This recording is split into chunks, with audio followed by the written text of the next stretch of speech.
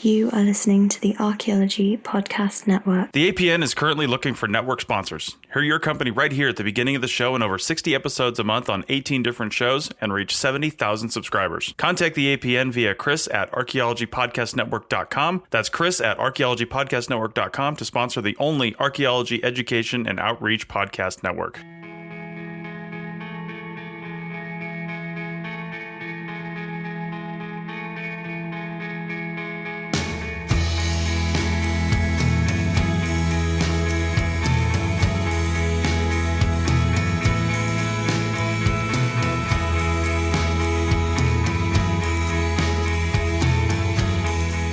Hello and welcome to the Archaeology Podcast, episode 18. I'm Chris Webster.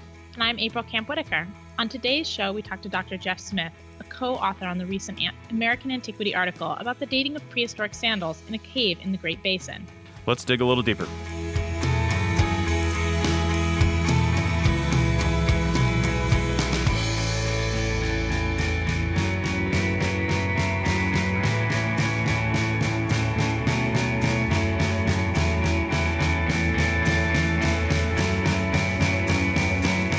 All right. Well, welcome to the podcast. Welcome back, April. Your schedule is not exactly freed up because of the end of school because you complicated it, but it's good to have you back. Thank you. Yeah, I chose to have twins, and so kind of busy my life a little bit. So I've taken about 4 or 5 weeks of quote unquote maternity leave from the podcast. So it's exciting to be back. And if you hear jingly children's music at any point in the background, I apologize. That is definitely coming from my end. It's not our new theme music? We could make it that. It's some lovely renditions of classic children's songs. Nice. All right, well, let's get into our topic. I'm going to introduce Dr. Smith here in a second.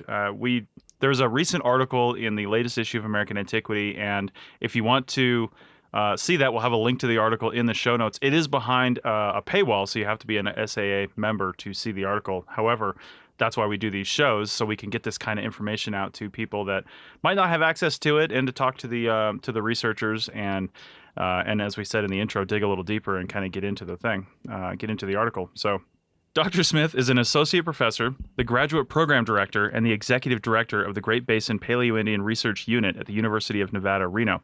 He received his PhD from the University of Wyoming. Dr. Smith specializes in Paleo-Indian archaic transition in the Great Basin of the United States, Great Basin prehistory and paleoecology, lithic technological organization, hunter-gatherer mobility, and the peopling of the New World. He's actively involved in fieldwork throughout the Great Basin and is currently directing the analysis of artifact assemblages from a number of prominent Great Basin sites. In addition to his research, Dr. Smith teaches a number of classes at the University of Nevada, Reno, mostly upper-level undergraduate courses and graduate courses. He has authored or co-authored nearly 30 scholarly articles since earning his PhD in 2010. Geoff, welcome to the Archaeology Show. Thank you for having me. All right. So this is a little bit different format. So if there's any audio issues that I wasn't able to correct, I'll let me know, because we normally record over Skype, but Geoff is in a studio here with me, and we have April via Skype. So it's a little different setup, and I hope that it all works out well.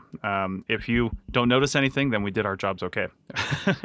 But the article that we're going to talk about in the most recent issue of American Antiquity is called A Collection of Fiber Sandals from Last Supper Cave, Nevada, and its implications for cave and rock shelter abandonment during the Middle Holocene. And this is a really interesting article. It was co-authored by Geoff Smith, Aaron Olivier, and Pat Barker.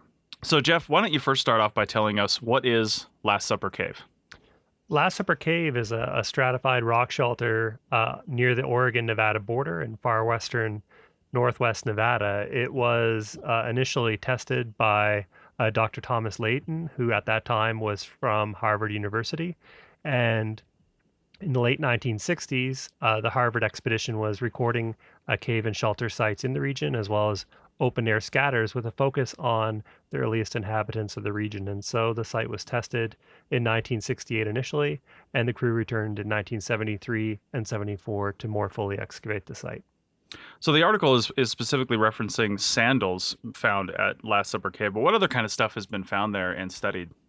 Well, Last Supper Cave is a treasure trove of material culture from the northwestern Great Basin. The record spans over 10,000 years, And whatever it is that students or researchers are interested in, Last Supper Cave seems to have offered something. So there's a rich perishable artifact assemblage. There's a very large lithic assemblage. There's faunal remains, and again, whatever it is that someone's interested in, that site seems to offer clues to the past. And how far back does the material in Last Supper Cave date?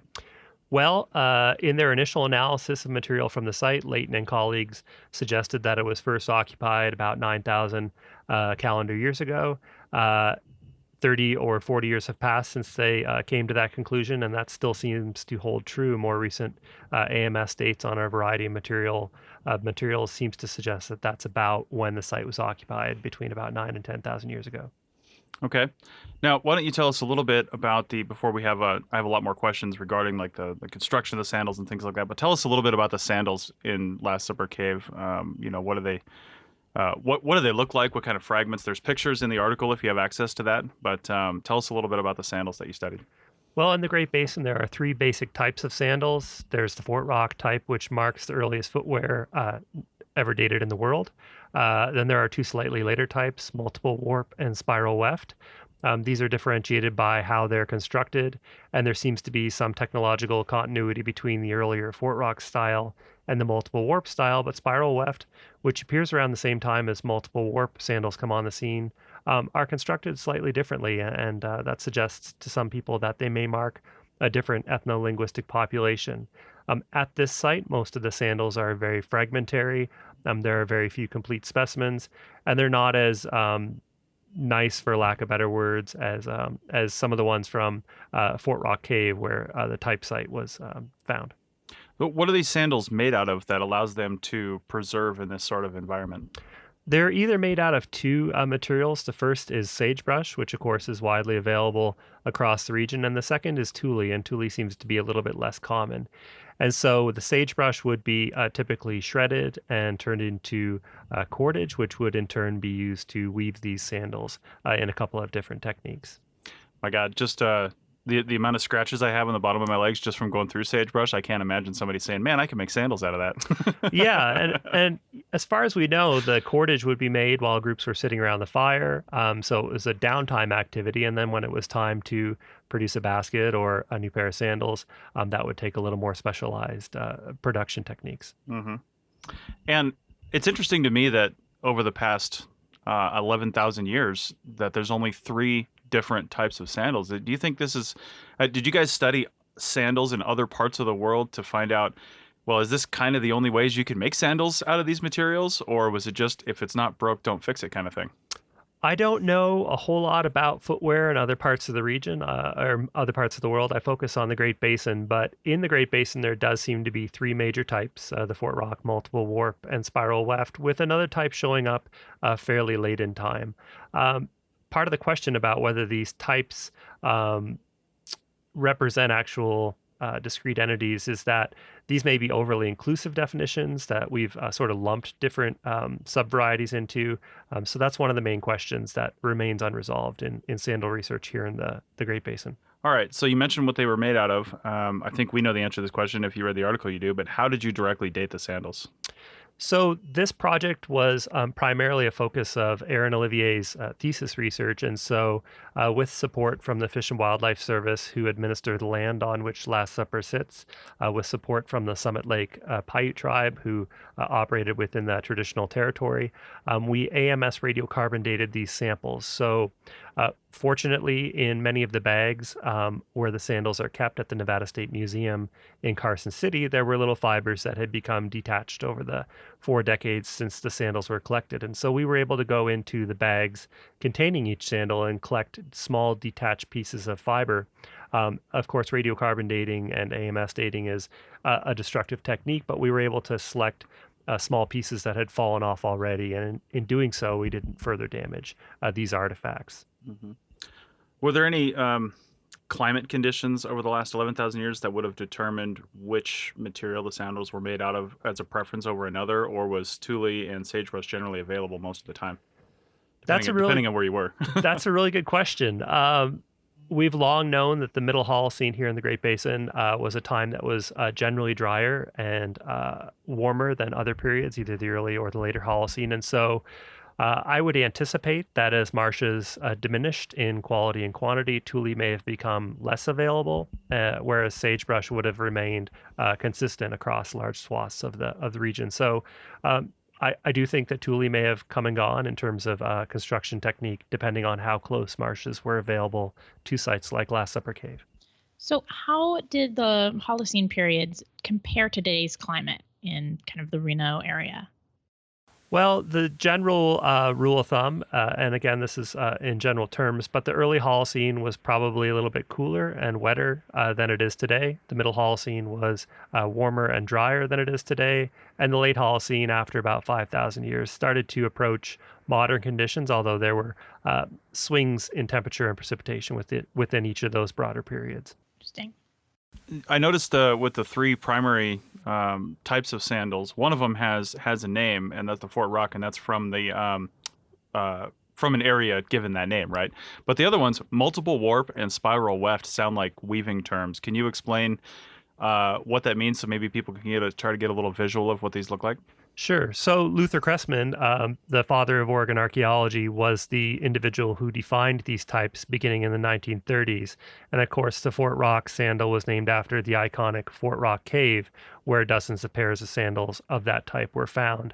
But there are two other types, and as you suggested, Chris, they are referencing the types of construction techniques used. So Fort Rock Cave sandals are interesting because they were started at the heel and the weaver would work towards the toe. Multiple warp are essentially a continuation of that technology, minus the toe flap that separates the Fort Rock sandals from these other styles. So multiple warp also go from heel to toe and possess multiple warps, which are the rigid structure of the sandal. Spiral weft are slightly different. In spiral weft sandals, the weavers begin in the center and weave a spiral of material outwards rather than starting from the heel and working to the toe. So that's a complete departure from this other type of sandal technology. And interestingly, it shows up around the same time as multiple warp sandals. So you've got these two very distinct traditions operating in roughly the same time and the same space across the northwestern Great Basin. Has anybody recreated these using, original native techniques to see how they work and whether one works better than another, one design? In terms of optimal production or whether one type lasts longer than another, I don't know the answer to that question. I do know that there's a graduate student from Oregon whose name escapes me, who did make some reconstructions of sandals using tule or sagebrush and wore them around for a few weeks to see how they worked. And they worked about as well as you would expect for a sagebrush or a tule sandal. They kept your foot off the ground, but these were not meant to be especially long-lasting footwear. Yeah, wow, that would be we look for $300 boots just to go do surveying. These guys lived out there and walked out there all the time. It's kind of amazing. Yeah, during prehistory, I think time would have been the currency rather than the dollar. Yeah, exactly. The sandal maker was was highly sought after, I think, as a skill. Yeah, I think so. I don't think these were things that every kind of person knew how to make. Yeah. So most of these are being found in caves and cave contexts. Is that correct? It is correct. There are isolated specimens from open air sites. For instance, some that have been partially charred near a hearth, and those tend to preserve a little bit better. But as is the case with all perishable artifacts in the Great Basin, the bulk are coming from caves or rock shelters where they're generally drier and less susceptible to degradation from the elements.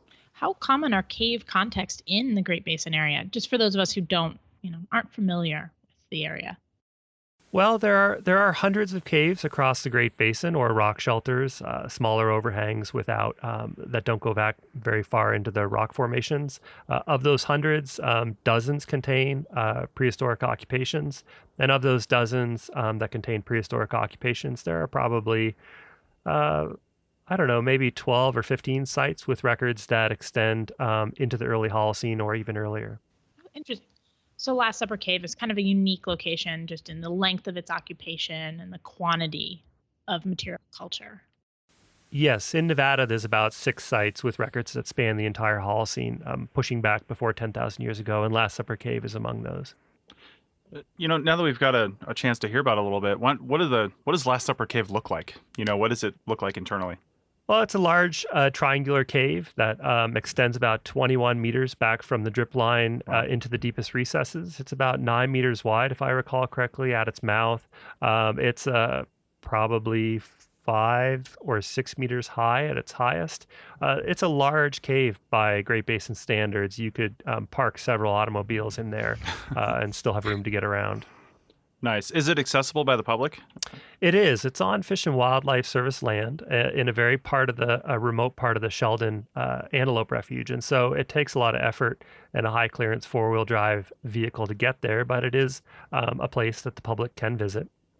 I like how you said a remote part of the Sheldon Wildlife Refuge, because the Sheldon Wildlife Refuge in itself is a remote part of Nevada. It is, yeah. You keep driving to Burning Man and then go another 60 or 70 miles past that, and that'll take you to the cave. Yeah, we've done a project through there, and it was difficult to access, to say the least. Yeah.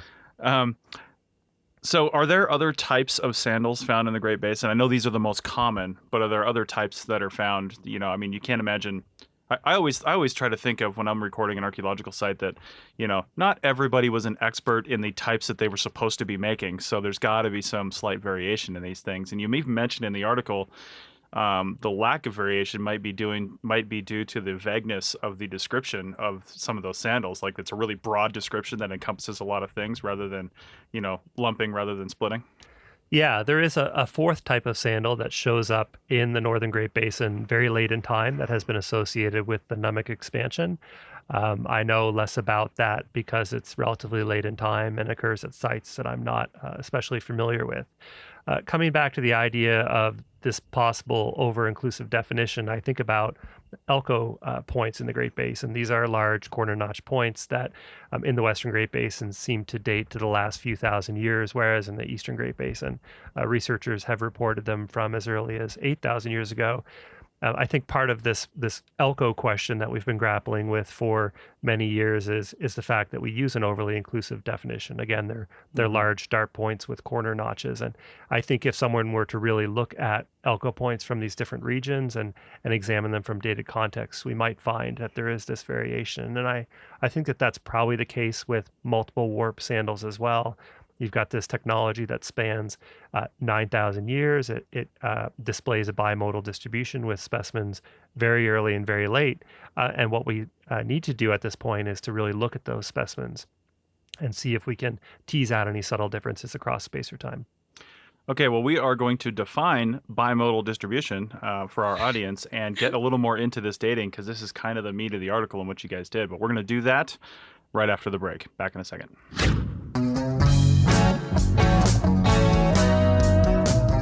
Hey, podcast fans, check out the ARC365 podcast at www.arcpodnet.com/ARC365. That's ARCH365 for your daily dose of archaeology. Each episode is less than 15 minutes long, and we have some great guests recording about awesome archaeology. We also try to throw in some definitions and basic archaeological information.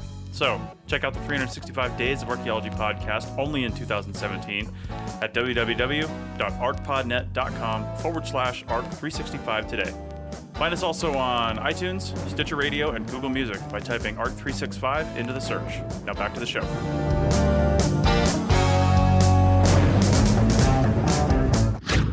All right, we're back. And at the end of the last section, Geoff, you started talking about something that I was really interested in, and it was really kind of the one of the main objectives of the article was to try to answer this question. But you mentioned bimodal age distribution. So we have kind of a general audience for this show. Maybe not all archaeologists, probably not all, and that's our focus for this. So why don't you first explain what you mean by that, and then we'll get into what that means. Sure. So in referencing these sandals and the ages of these sandals, they show two clusters of dates, the multiple warp and the spiral weft sandals do. So you have a number of specimens that date to before about 7,500 years or 8,500 years ago. And then there are no specimens dated for several millennia. And then the multiple warp sandals appear again after about 3,500 years, and the spiral weft sandals appear after about 2,000 years ago again. So if you were to graph the number of sandals per millennium, there would be two clusters of dates with a large gap between those clusters. So that's what I mean by a bimodal distribution. Okay, so let's talk about that a little bit. One of the things you did, I think you had 14 samples you tested. That Is sounds that right. right? Yeah. One of the things you were trying to find is, do any of these sandals fall within that gap in time period that we have for the Great Basin? So, did they? No, in short, they didn't. And that's not especially surprising given the broader context of the lead author, Aaron Olivier's work. This article is sort of a snapshot of a bigger piece of research that we had done in looking at sandals across these sites in the Northern Great Basin. And we didn't return any dates that fall within this gap or help to really refine our understanding of it. What the dates did is build on this bigger pattern of a bimodal distribution across 19 or 20 sites that contain sandals in the region. And it supports the hypothesis that this gap is not a function of not dating enough sandals or some sort of sampling bias like that. The results from Last Supper Cave really suggest that this pattern of early and late sandals is something real that's going on. And what do we think caused that? Because I think you mentioned in the article you do have a pretty consistent projectile point distribution throughout there during that hiatus time in Last Supper Cave and probably elsewhere in the Great Basin. It's just sandals and other probably fiber objects that are not in that time period. That is true. So at Last Supper Cave, we do have the entire sequence of Great Basin projectile styles, which change over time, represented. So in the Middle Holocene, the primary type of projectile technology in this part of the world is referred to as northern side notch points. And we do have a number of those from the site. So at face value, that suggests that while the sandal record is waxing and waning at Last Supper Cave, people continued to use the site. That's certainly possible, but it's also possible that in general, the use of the site decreased during this Middle Holocene period, and that these northern side notch points could have been discarded during one or two chance visits across several millennia. One of the suggestions of that pattern that we have these points, but that the sandals disappear from the record, is that how Last Supper Cave was used may have changed. So if you have a lot of evidence for fiber technology production, sandals, baskets, and artifacts like that, that may suggest that you have a residential population, men, women, children, the elderly, occupying a site. Whereas if you see the diversity of artifacts decrease and more focused on hunting technology, like projectile points, that may suggest that the cave was being visited more sporadically by small groups of hunters. Okay. Do other caves in the area show the same hiatus time period? They do. So there's about 20 sandal-bearing sites across the northwestern Great Basin, ranging from up near Bend to down in the Black Rock Desert. And as part of Aaron's thesis research, he looked at the records from these sandal-bearing sites, asking the questions that we just discussed. So are there radiocarbon dates from the Middle Holocene during this gap in the sandal chronologies? Are there northern side notch points marking Middle Holocene occupations? And it turns out that virtually all of these sandal-bearing sites, there's either a big gap in the radiocarbon dates on other types of artifacts, or there's very low frequencies of northern side notch points. And so together, those lines of evidence suggest to Aaron and I and Pat Barker, the third author on this paper, that these sites for some reason are not being used during this period as heavily as before or after the Middle Holocene. Okay. So going back just a tiny step, can we talk a little bit about the different discard processes that might have kind of impacted sort of the differences between some of these other artifact types and sandals? So why are sandals being left in these caves? That's a great question that I haven't thought a lot about, but my initial impression is that these caves provided shade, which is an important commodity in the desert. They provided a place to get out of the rain or snow. And so these would have been hubs of activity, either for small mobile populations or for larger communities that were operating out of these caves as residential bases. And so if you envision where we conduct our own types of maintenance activities today, it's generally near our house or near our home. And so we think that artifacts were being discarded at these locations as groups were producing new ones during short or long-term occupations. Okay. So things like sandals, as they're being worn out, they're kind of being discarded near your home and you're making yourself new sandals. But Absolutely. something like a projectile point that gets broken on a hunting trip, you're not going to leave your shoe behind if you still have to walk home. But you're probably going to leave a broken tool behind if you don't really need it anymore. That's a good point. That is certainly possible. We do see some evidence of hunters bringing back spears with broken projectiles still attached to them, having them undo the sinew and discarding the bases of the points at sites like Last Supper Cave. And in fact, at Last Supper, we've got a half dozen projectile points from various time periods that still have that unwrapped hafting attached, and we've dated those as part of a different project as well. Yeah, I'm wondering about the how much you guys have thought about this and the discarding of sandals in a cave. I would imagine that old, sort of dried out sagebrush or tule, if you threw it in the fire, it would probably create a lot of smoke. Would be my guess. Which, if they had a fire in the cave or near the entrance of the cave, that's where I would throw my old discarded sandals. Is probably in the fire. I'd use them to start a fire. Probably, they'd probably be good for that. So I'm curious as to what you think, just personally, why they would just discard them in the cave. Were there burials associated with any of these things, or is it really just household trash? No, Last Supper Cave contains no burials, and the site was completely excavated in the 1970s. So this is the equivalent to our own household trash. Some of the sandals do display some charring, so they may have been thrown in or near the fire, but others are just discarded across the site. And why that is kind of a mystery. Most of them are very fragmentary. They show a lot of miles on them, and they had definitely reached the end of their useful lives. Is this similar, the use wear and the, I guess, the distribution pattern of these things, is that similar in other caves in Nevada, or is it unique? It's generally the same. We're looking at small fragments of larger artifacts that were broken, worn out, and discarded. Fort Rock Cave is kind of an exception, where dozens of pairs of relatively well-preserved sandals were recovered. Most of them were worn and at the end of their lives, but there does seem to be more complete specimens from at least that site. Okay.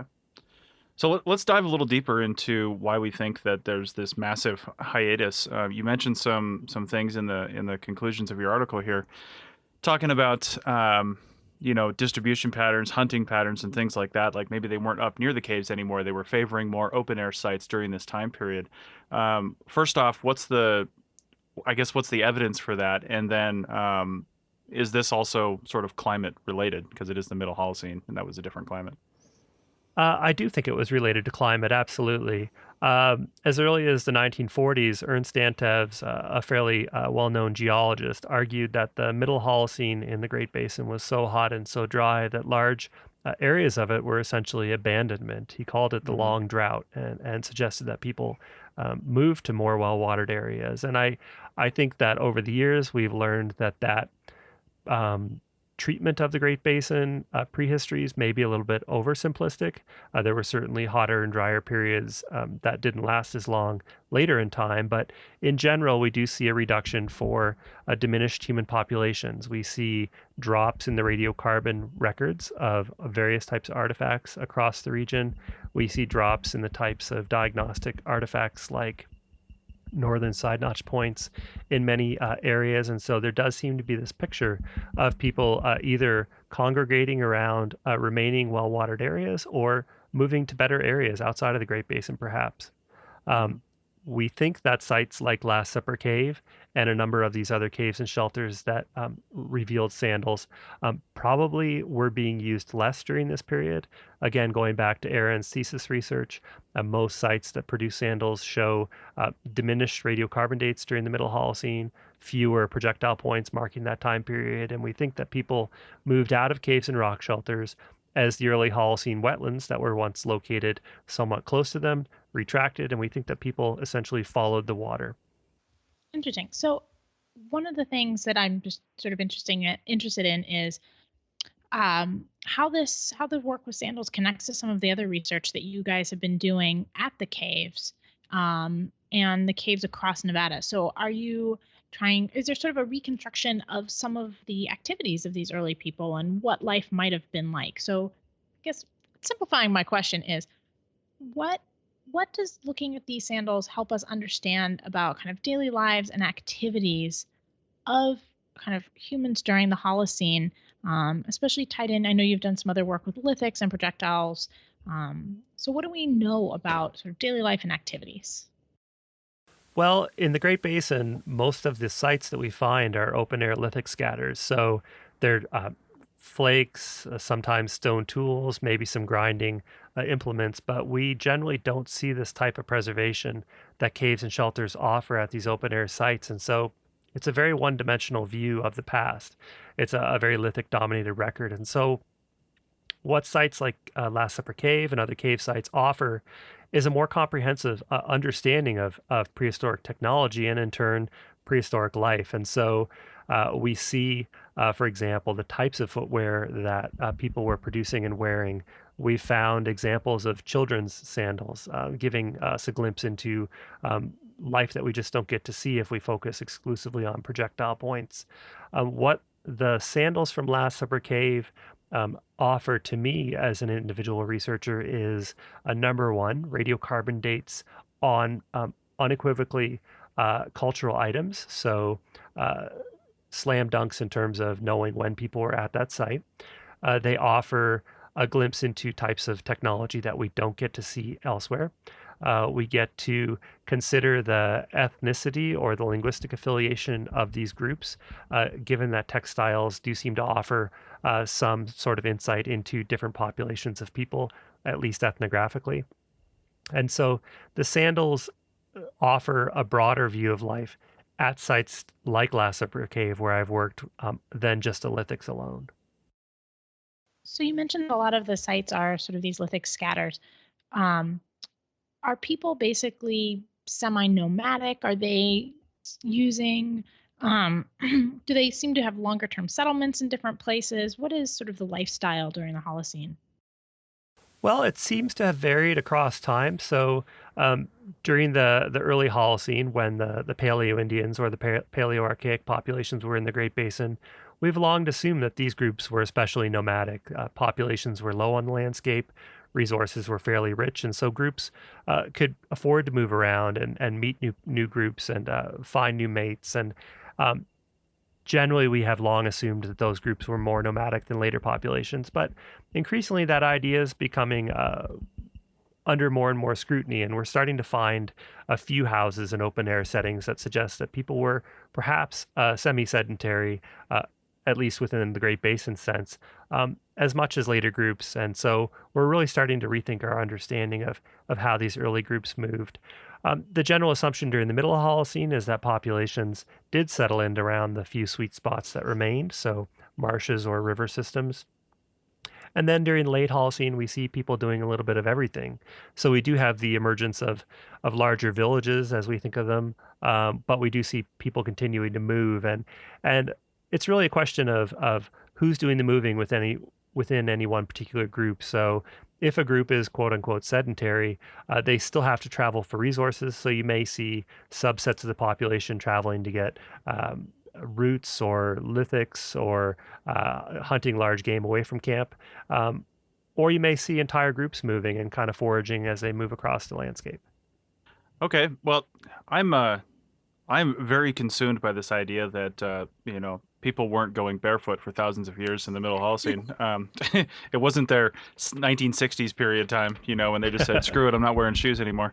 So it's really interesting to me. So do we find, because there was brief mention of the fact that maybe people during this really hot dry period moved out of the Great Basin in some cases. Do we find evidence of sandals during that time period in other parts surrounding the Great Basin in the West where things like that might still preserve? There's a sandal record in the U.S. Southwest that I'm not especially familiar with, and there are isolated examples from California that date to relatively late in time. But what makes the Great Basin such a special place, among other things, is this amazing record of perishable artifacts, including baskets and sandals and mats, that other parts of the country just don't offer. And while I certainly think that is primarily due to the excellent preservation in our caves and rock shelters, I don't know of any parallel record in other regions of the United States other than, again, the U.S. Southwest, where similar items have been found. Okay.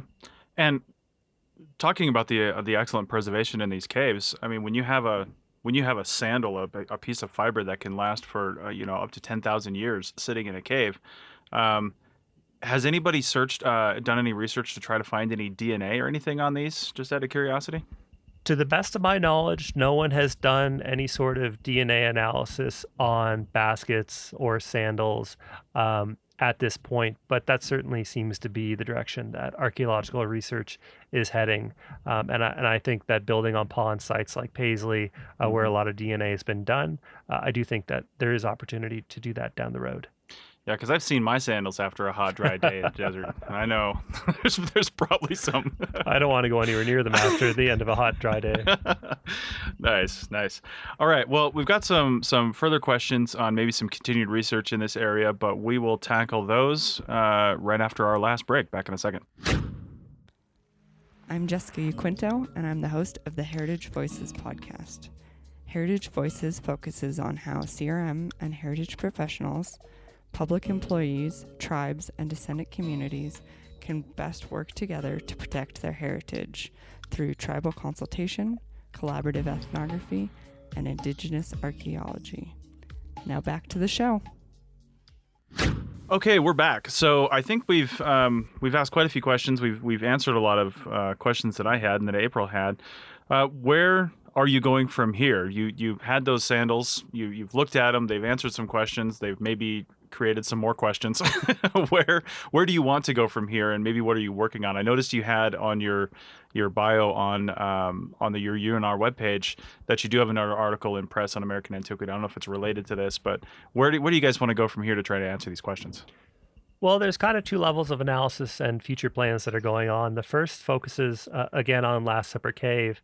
Over the years, I became close friends and colleagues with Tom Layton, who directed the excavations of the site in the 1960s and 1970s. And he never had an opportunity to write the site up completely and pull all these types of artifact analysis together. And so that's one of the things that I'm focused on, is farming out these smaller projects to students who gain research opportunities and publications out of these types of studies, and pulling all that together at some point. And I anticipate that will happen sometime in the next 5 years or so. And so one of my main objectives is to shut the door on Last Supper Cave, present a comprehensive analysis of the site, and let other people take the ball and run with it from there. Again, it's a really important site. It's offered a lot of opportunities so far, and I do think there's a lot more work to be done.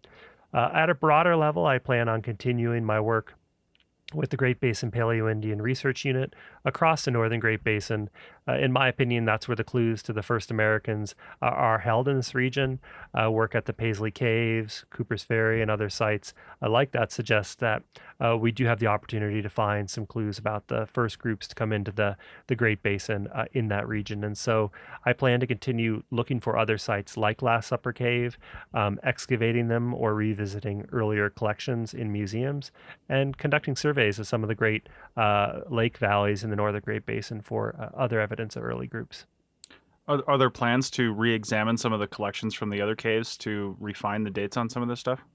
There is, absolutely. So there's a small number of sandal researchers in the Great Basin, Tom Connolly from the University of Oregon, Pat Barker from the Nevada State Museum, now Aaron Olivier. And so those three individuals plan to continue working on sandal questions here in the region.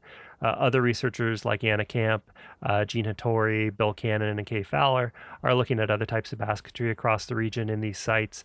And I'm sure that there will be questions that pop up into my mind that sites like Last Supper Cave and other locations can help answer. So based on your experiences reanalyzing some of these older collections, what are some of the challenges that you've run into, and how are they counterbalanced by the benefits of working with existing collections? Well, the benefits of working with existing collections are that you don't have to destroy additional archaeological sites searching for data.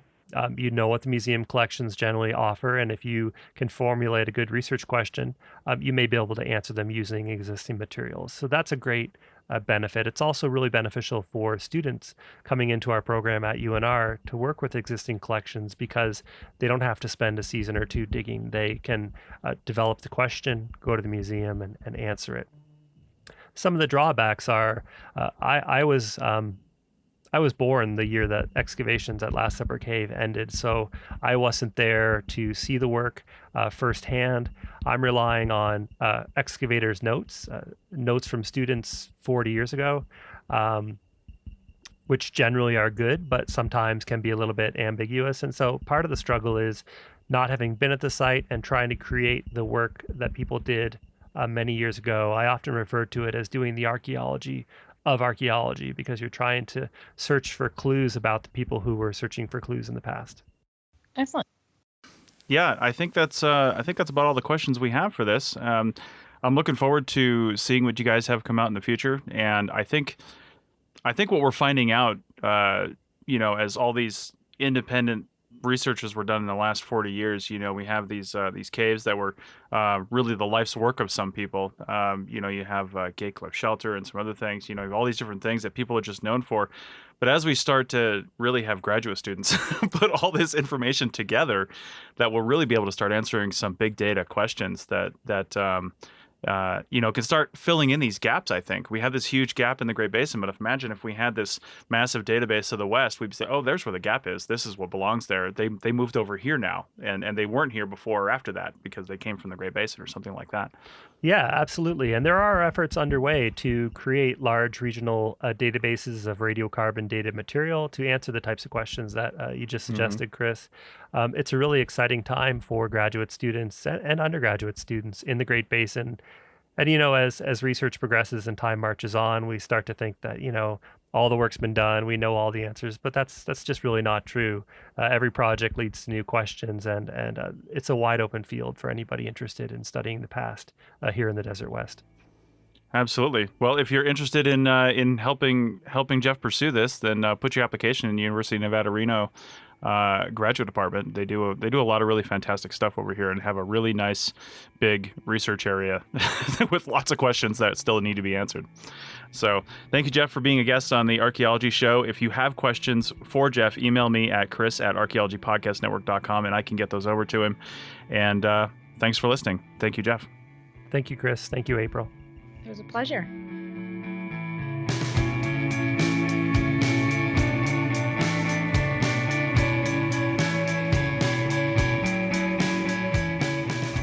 Thanks for listening to the Archaeology Podcast. We hope you enjoyed it. You can provide feedback using the contact button on the right side of the website at www.archaeologypodcastnetwork.com/archaeology. Or you can email chris@archaeologypodcastnetwork.com. Please like and share the show wherever you saw it so more people can have a chance to listen and learn. Send us show suggestions and follow ArchPodNet on Twitter and Instagram. This show is produced by the Archaeology Podcast Network. Opinions are solely those of the hosts and guests of the show. However, the APN stands by their hosts. Special thanks to the band Sea Hero for letting us use their song I Wish You'd Look. Check out their albums on Bandcamp at seahero.bandcamp.com. Check out our next episode in 2 weeks, and in the meantime, keep learning, keep discovering new things, and keep listening to the Archaeology Podcast Network. Have an awesome day.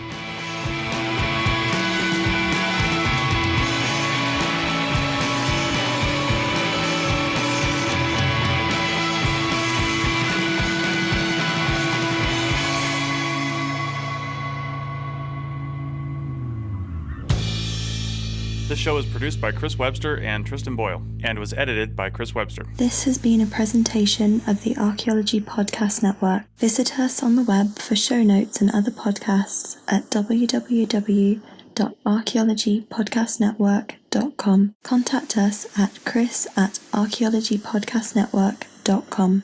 Thanks again for listening to this episode and for supporting the Archaeology Podcast Network. If you want these shows to keep going, consider becoming a member for just $7.99 US a month.